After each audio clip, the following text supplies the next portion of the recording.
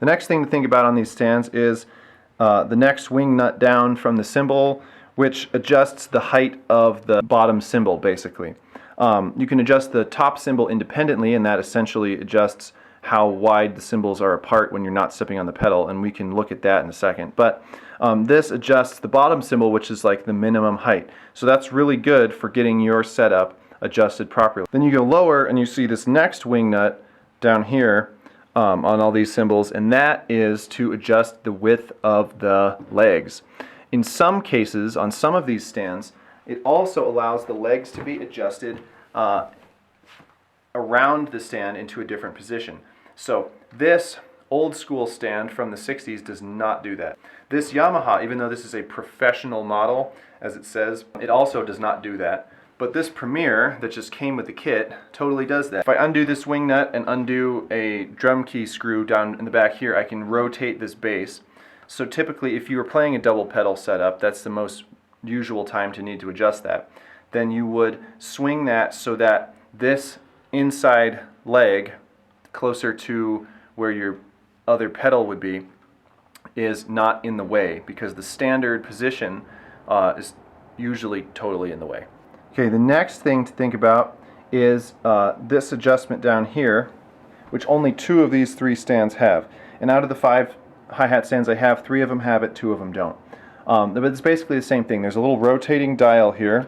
In this one, it actually gives you a meter right here for what you're adjusting. This old school one, you just have to guess or check. But those adjust the tightness of the spring. So inside the cylinder of these stands, there is a spring that allows the top cymbal to be lifted up when you don't push the pedal down. Otherwise, the cymbal stand wouldn't work. So when you adjust this dial here, you are either tightening or loosening that spring, and it changes the feel of the pedal. So that's totally a personal preference thing. If you like your pedal to be very, very easy to push down, then yeah, you need to adjust that lightly. And if you like a nice springy, good amount of feedback on your pedal, then you can tighten it up.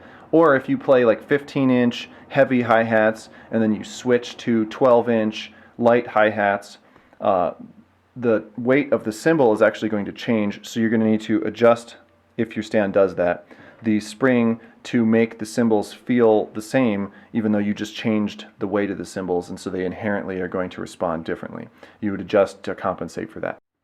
Another feature that almost every hi-hat stand ever has, and the only one I've seen that doesn't have it is like a sound percussion or a CB percussion, which is just really, really low end, is this spur at the back of the pedal that keeps it from sliding away.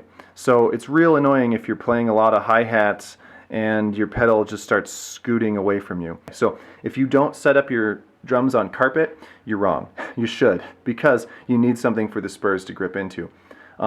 If you are going to play somewhere and you're not sure that they have a carpet, bring one. So excuse my stick dust down here, but you can see I have this carpet here. I have a carpet under every drum set. I bring one to every gig just in case.